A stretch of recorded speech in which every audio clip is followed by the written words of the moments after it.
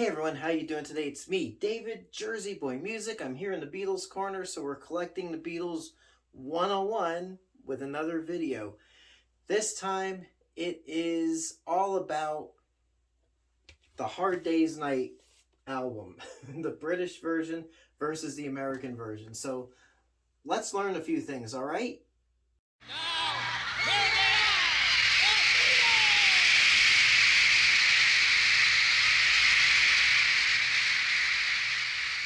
Welcome back to the channel. We're collecting the Beatles 101. And as mentioned, growing up here in the States, this is the version of the Hard Day's Night album that we got over here. This is on the United Artists label. This is a true soundtrack album, whereas Britain and the rest of the world got this version, which I have to admit is a superior version than this. So let's just take a little bit closer look at these albums and what happened to the music. But I'm going to start by saying that this was released July 10th, 1964. It is the only Beatles album, I'll show it to you again, only Beatles album anywhere that featured only Lennon and McCartney originals. So, of course, the first two albums had covers. Beatles for Sale and Help had covers.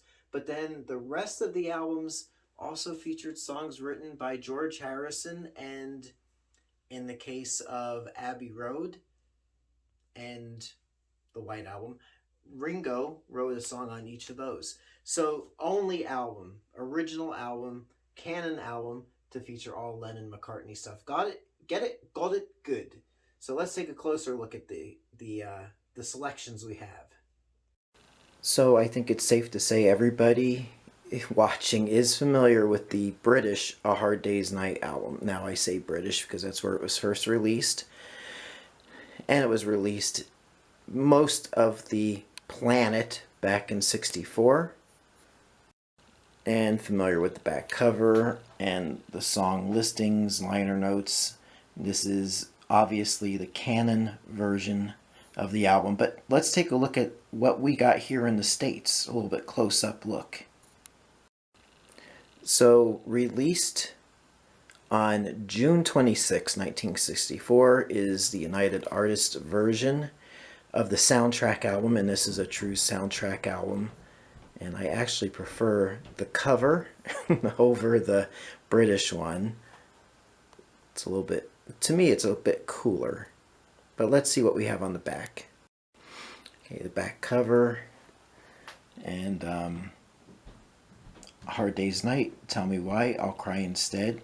Listed here, pretty common on the United Artists version as I Cry Instead. Then instrumental version of I Should Have Known Better, then I'm Happy Just to Dance With You, and then And I Love Her, the instrumental version. Then side 2 opens with I Should Have Known Better, then If I Fell, And I Love Her, This Boy, which is called Ringo's Theme, the instrumental version, Can't Buy Me Love, and then closing out the album is an instrumental version of A Hard Day's Night. So this is a true soundtrack album, and it's treated as such. But what about all the other songs? Well, let's take a look at that. Here we go. Capitol Records on July 20th of 1964, still before the film was released here in the States. One of my favorite Beatles album covers here in the US, the Something New album. And as you can see, they make no bones about it. Songs from the movie, which includes I'll Cry Instead. Now, I'll Cry Instead was supposed to be in the film, but it was dropped at the last minute. So that's why it's included on the United Artists soundtrack album, as well as this album over here. So we got I'll Cry Instead, Tell Me Why, And I Love Her, I'm Happy Just to Dance With You, and If I Fell. And then non-soundtrack side 2 songs from the British album, Things We Said Today, Anytime at All, When I Get Home. Now that's only 3 of the songs. So where'd those other songs from the Hard Day's Night album go to? Well, You Can't Do That was found on the Beatles' second album on Capitol. I'll Be Back was to show up on Beatles 65 in December of 64. Can't Buy Me Love and I Should Have Known Better appeared on the Hey Jude album.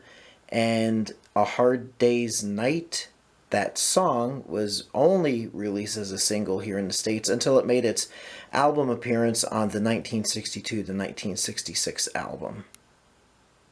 So, I have to say, okay, the actual music on the British version of the album vastly superior to the red-headed stepchild we got on United Artists. The reason that we got this in the States, I got an interesting quote. Walter Shenson, the producer of the film, got a memo from United Artists. Now, United Artists, back late 63, exercised the option to do a movie about the Beatles. They saw that the Beatles were gaining popularity, and United Artists at that point in time had 2 James Bond films under its belt. Of course, Dr. No and From Russia with Love. So they were probably really keen on, cashing in on whatever the next big British fad was. So United Artists sent this memo to Walter Shenson. I got this off the site, the Beatles Bible. And, quote, "We need a film for the express purpose of getting a soundtrack album." There you go. So their intention was to get the soundtrack album. Now, Capitol Records here in the States, I don't know if they ever thought of the Beatles making movies, but United Artists sure did. So, as I showed you in that close-up video, this album, what we got in the States, was only consisted of the songs that were in the film, plus I'll Cry Instead, which of course was dropped at the last minute, plus those 4 instrumental, incidental tunes by George Martin and his orchestra. So I guess with the film A Hard Day's Night, such a great movie, a great slice of Beatlemania, I guess we have United Artists to thank for that. And as I mentioned in that close-up video, Capitol released a good quantity of those songs as well on various albums. The concentration of those songs was on the Something New album, which was released about a month later.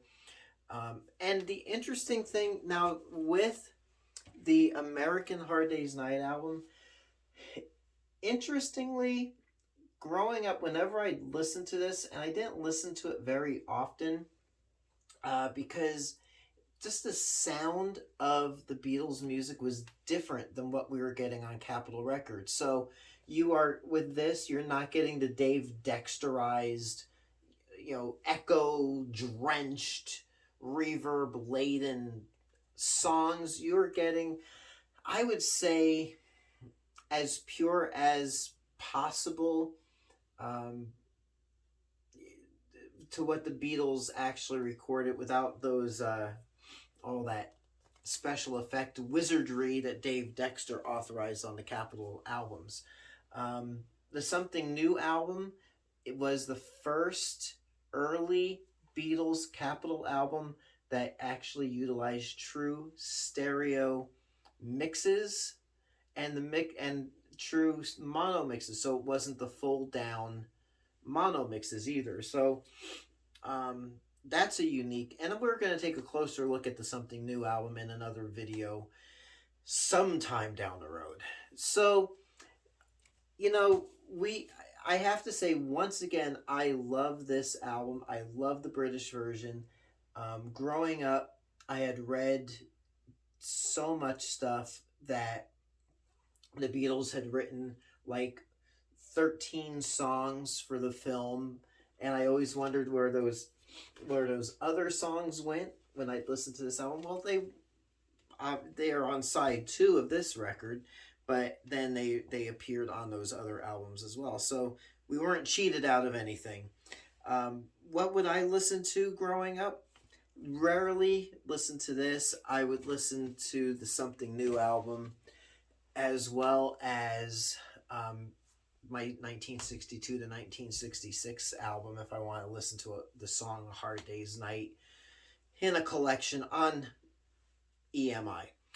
So there you go. Just a little bit about those differences. And it is nice that we have this standardized catalog today, the way the Beatles intended. But the way that the Beatles wanted their music presented for the most part, not chopped up, not hacked together. And a year later, it was the same story with the Help album. But by then, Capitol had the rights to issue the Help album here in the States. So there you go. What are your memories of A Hard Day's Night, the soundtrack, here in the States? What did you think of the album? Of course, elsewhere around the world probably had the Parlophone British version. What are your memories of that? How do you rank each of them? So just share your comments. I appreciate and I read all your comments. And if you are looking for vintage vinyl records for your collection, please visit me at jerseyboymusic.net. And I will take you to my eBay store, and feel free to browse and purchase, because you got to help a brother out. You know what I'm saying? So until next time, it's David, Jersey Boy Music. I'll catch you on the flip side. Thank you so much for watching.